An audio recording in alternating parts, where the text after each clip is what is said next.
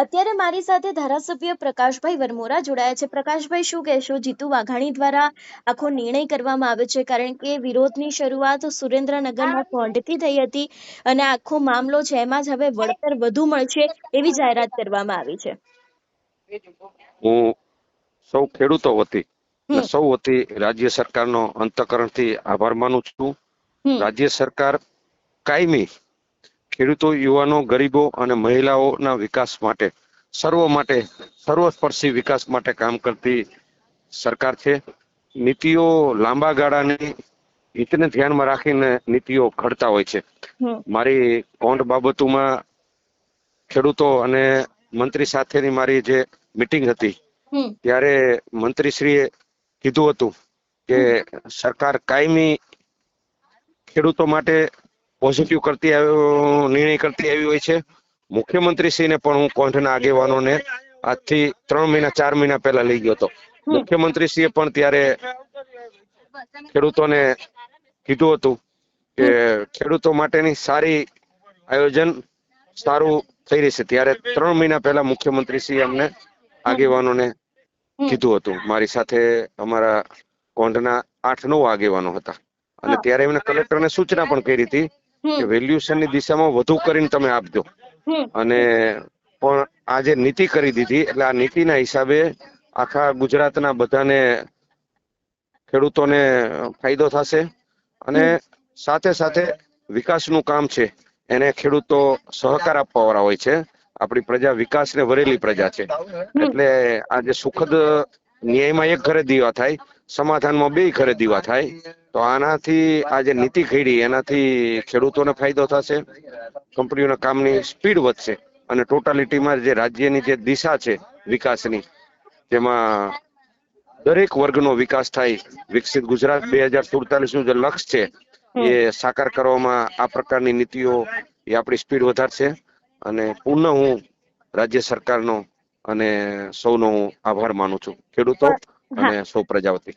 પણ પ્રકાશભાઈ, જે રીતે જીતુ વાઘાણી દ્વારા એવું કહેવામાં આવ્યું છે કે આખી એક કમિટીની રચના થશે, જેની અંદર કલેક્ટર હશે, અસરગ્રસ્ત ખેડૂત હશે ને તેના સિવાય જે બીજા લોકો હશે એમનો પણ આ આખા કમિટીની અંદર ઉમેરો કરવામાં આવશે।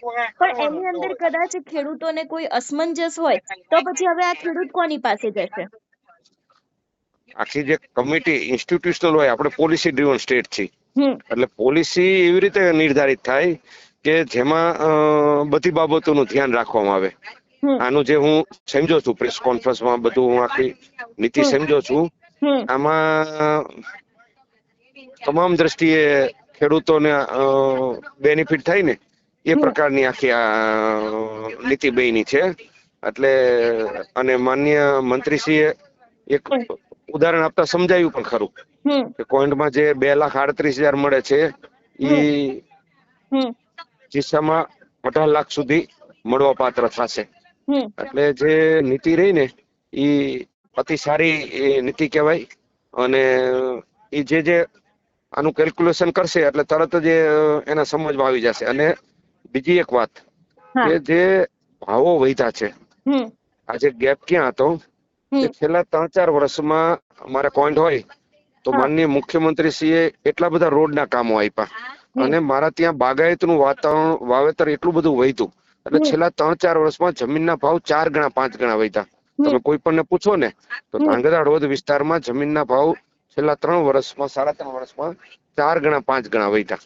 એટલે આ જે ગેપ જે હતો ને એ વેલ્યુએશન નો જે ગેપ આવતો હતો, કારણ કે જંત્રી એટલી વધી ન હોય અને માર્કેટ કિંમતોમાં એટલા બધા દસ્તાવેજ નથી એટલે ડીએલવીસી ના રેટ થી એ જે ડિફરન્સ આવતો હતો એટલે ડિફરન્સ આવવાનું કારણ પણ સરકારની નીતિ અને વિકાસ હતો, એના હિસાબે જ આટલી તેજી થઈ। તો તમે 4 વર્ષની કમ્પેરિઝન મૂકીને તો જમીનોના ભાવ અનેક વધ્યા છે અને હવે એ જે વધેલા ભાવો છે એનામાં પણ પૂરતું અતિ સારું વળતર આપવાની આ નીતિ થઈ છે।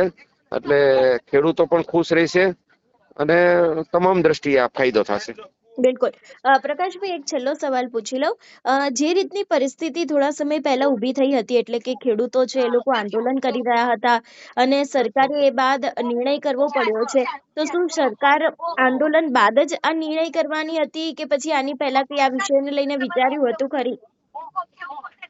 સરકાર કોઈ પણ બાબત હોય સરકાર વિકાસ એ સતત ચાલતી પ્રક્રિયા છે.